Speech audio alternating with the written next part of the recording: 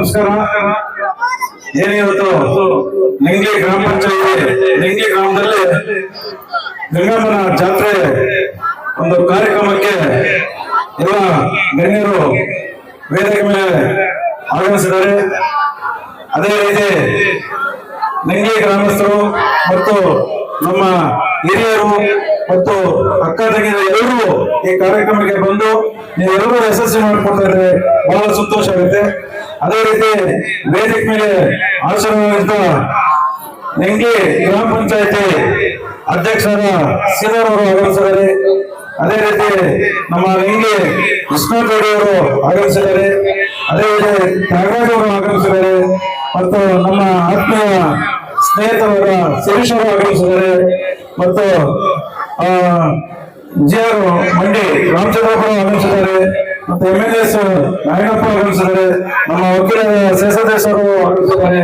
ಒತ್ತೂರು ಅರುಣ್ಕುಮಾರ್ ಅವರು, ಗ್ರಾಮ ಪಂಚಾಯತ್ ಸದಸ್ಯರಾದ ಅರರೆಡ್ಡಿ ಅವರು ಮತ್ತು SM2 ಮಂಜುನಾಥ್ ಅವರು ಮತ್ತು ಪೆರ್ಮಾಳು ನಮ್ಗೆ ಹಿರಿಯಾದಂತಹ ಪೆರ್ಮಾಳು ಆಗಮಿಸಿದ್ದಾರೆ ಮತ್ತು ನಿಂಗ್ಲಿ ಮಾಜಿ ಅಧ್ಯಕ್ಷರಾದ ಲಕ್ಷ್ಮೀಪತಿ ಅವರು ಆಗಮಿಸಿದ್ದಾರೆ. ನಾಗೇಶ್ ಅವರು ಆಗಮಿಸಿದ್ದಾರೆ ಮತ್ತು ಮುಂಡೇಟಿ ಅವರು ಆಗಮಿಸಿದ್ದಾರೆ ಮತ್ತು ಎಲ್ಲ ಒಂದು ಅದೇ ರೀತಿ ನಮ್ಮ ಯುವ ಮುಖಂಡರಾದ ನಮ್ಮ ಕಿಶೋರ್ ಅವರು, ನನ್ನ ತಮ್ಮನ ಸಮಾನವಾದಂತಹ ಕಿಶೋರ್ ಅವರು ಈ ಕಾರ್ಯಕ್ರಮಕ್ಕೆ ಯಶಸ್ಸು ಮಾಡಬೇಕು ಅಂತೇಳಿ 3-4 ದಿವಸದಿಂದ ಒಂದೇ ಒಳ್ಳೆ ಇದು ಮಾಡಿದ್ದಾರೆ. ಅವ್ರಿಗೂ ಸ್ವಾಗತ ಕೊಡ್ತಾ ಮತ್ತು ಎಲ್ಲ ವೇದಿಕೆ ಎಲ್ಲ ಹಿರಿಯರಿಗೂ ನಮಸ್ಕರಿಸ್ತಾ ಇವತ್ತು ಈ ಕಾರ್ಯಕ್ರಮಕ್ಕೆ ನಮ್ಮ ನೆಚ್ಚಿನ ಶಾಸಕರಾದ ಸಮೃದ್ಧಿ ಮಂಜು ಅವರು ಆಗಮಿಸಬೇಕು. ಅದೇ ರೀತಿ ನಮ್ಮ ಅಧ್ಯಕ್ಷರ ಕಡೆ ಬೇರೆ ಕೆಲಸದಿಂದ ನೀವು ಎಲ್ಲರೂ ಹೋಗಿ ಒಂದು ಕಾರ್ಯಕ್ರಮವನ್ನ ಯಶಸ್ವಿ ಮಾಡ್ಕೊಂಡು ಬನ್ನಿ ಅಂತ ನಾವು ತಿಳಿಸಿದ್ರೆ ಅದೇ ರೀತಿ ಬಂದು ಇವತ್ತು ಈ ಕಾರ್ಯಕ್ರಮ ನೋಡಿದ್ರೆ ಬಹಳ ಖುಷಿ ಆಗುತ್ತೆ. ಎಲ್ಲಿ ನೋಡಿದ್ರೆ ನಮ್ಮ ಇಷ್ಟು ಜನಸಾಗರವನ್ನು ಸಾಗಿದ್ದಾರೆ.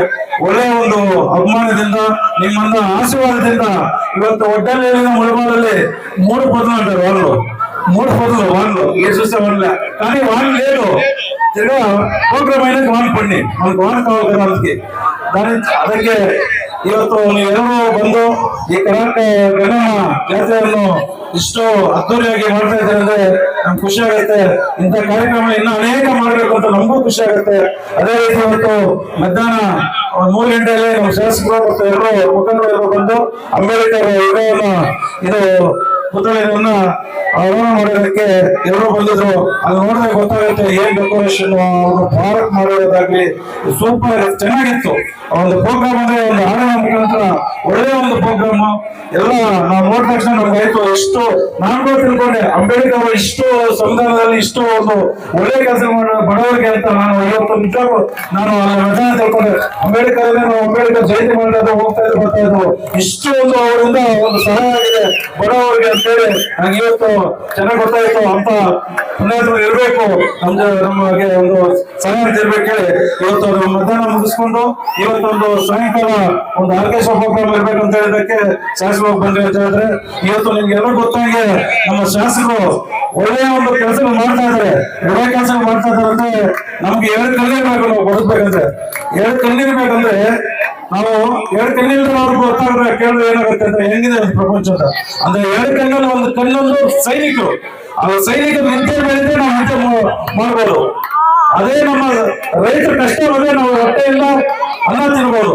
ಅದಕ್ಕೆ ಅವ್ರದ್ದು ಇಬ್ಬರು ಇದ್ರೆ ನಾವು ಆರಾಮಾಗಿರ್ಬೋದು. ಅಂತವ್ರು ನಾವೆಲ್ಲರೂ ನಮ್ಮ ಜೊತೆ ಅವ್ರ ಜೊತೆ ಇರ್ಬೇಕಂತ ಹೇಳಿ ಹೇಳ್ತೇನೆ. ಅದೇ ರೀತಿ ನಮ್ಮ ಶಾಸಕರು ಸಹ ಇವತ್ತು ಒಂದು ಒಳ್ಳೆ ಕಾರ್ಯಕ್ರಮ ಮಾಡ್ತಾ ಇದ್ದಾರೆ. ಯಾಕಂದ್ರೆ ಸರ್ಕಾರ ನಮ್ದಿರೋದ್ರೂ ಸಹ ಇವತ್ತು ಅವರು ಕೈಯಲ್ಲಾದಷ್ಟು ಸಹಾಯ ಮಾಡ್ತಾ ಇದ್ದಾರೆ. ಯಾಕಂದ್ರೆ ನಾವು ಪಕ್ಕ ಮನೆಯಲ್ಲಿ ಊಟ ಮಾಡ್ಬೇಕಂದ್ರೆ 1 ದಿವಸ ಆಗ್ತಾರೆ, 2 ದಿವಸ ಆಗ್ತಾರ ಹಾಕಲ್ಲ.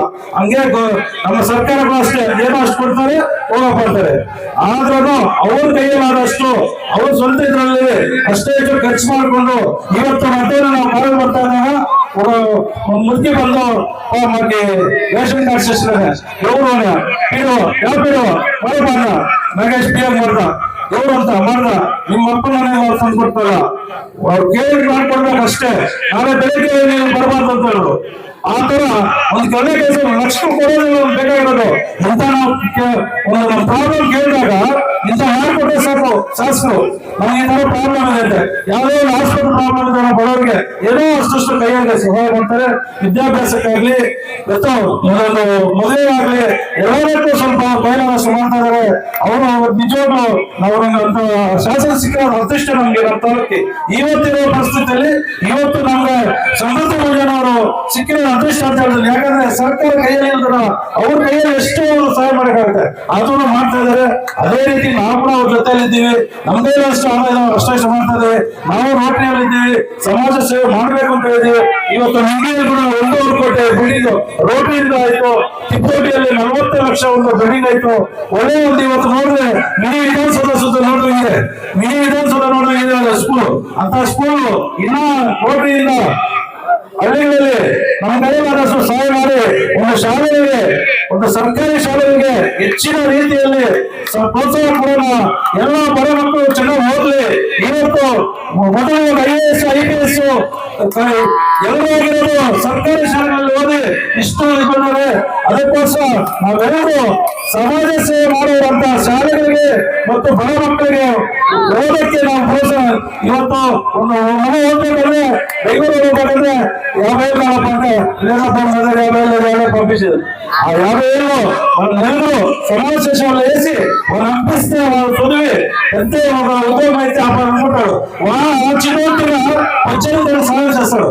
అట్లా మనము కూడా ఒక సేవ అంటే అట్లా చేయాలి. సమాజ అంటే ఎవరు ప్రాబ్లం ఉందో వాళ్ళు తెలుసుకొని మనం ఏమైనా సహాయం చేస్తా అంటే మనకి మంచిదైతుంది. మనం సమాజ సేవ చేయడానికి మంచిదైతుంది. ఈ పట్ల నేను అదే ఒక దీంట్లో వచ్చింది పేద కుటుంబం ఇక్కడ వచ్చింది. ఆ బాధ అంతా నాకు తెలుసు.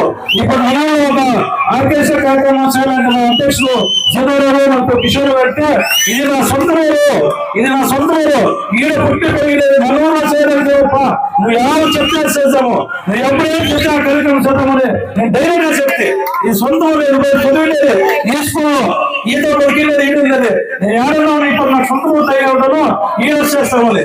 కానీ ఇంకా వీళ్ళందరూ ఈ కార్యక్రమం చేయాలంటే యూత్ అందరూ చేరి మంచి పనులు చేస్తున్నారు. ఎవరు ఎవరైనా దగ్గరపోతారో మాకు ఇట్లా కావాలని 15 స్థలంలో ఒక హాస్పిటల్ కూడా వస్తాయంటే మనకి 100 బెడ్ హాస్పిటల్ అంటే ఎంత తక్కువ కాదు.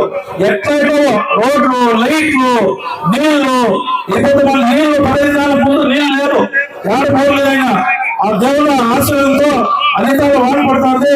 పడితే మంచిది, అందరూ బాగుంటారు. రైతులకి మంచి వాన పడి మంచి పంటలు పడి మంచి రేటు సిక్కితే దానికనే మనకి కాదు.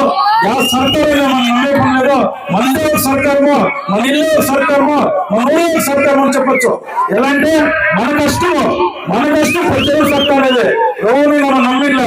ఈ పెద్ద టమాటాలు రేట్లేదు అప్పుడు వస్తాను ఒక రైతు టమాటాలు లేని రేట్లు ఉన్నాయి. టమాటాలు రేట్లు చెప్పాక బాధవుతుంది. 3 నెలలు ఇంకా 4 నెలలు ఇంకా 30-40 రూపాయలు అమ్ముతా ఉంటే ఆ రైతు నెక్స్ట్ ఎక్కడ చేయాలి. అంత బాధ లేనప్పుడు కూడా రైతులు ఎవరికి అంటాం లేదు. ఈ పంటకు ఇంకో పని చేద్దాము, ఇంకో పని చేసి మనం చూద్దాము. ఇట్లా సాగాలా, బాగుండాలా, మనం బాగుండాలంటే రైతులు బాగుండాలి. ఫస్ట్ రైతు ఏమో సేవ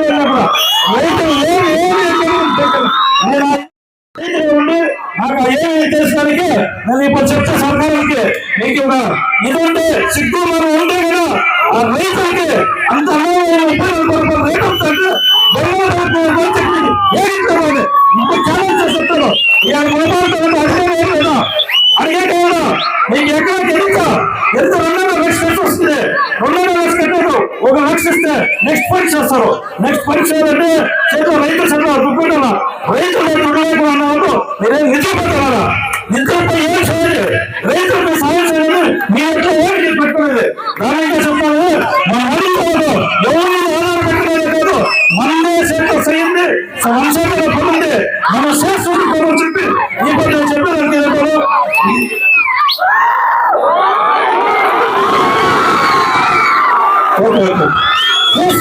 చెప్పేసి మన అంతే ఎంత అమ్మానుగా ఎంత ఆశీర్వాదంతో ఇప్పుడు మనకి వానలో లేట్ చేసింది ప్రోగ్రామ్ అయితేనే అక్కడ 3 పనులు ఉంటారు.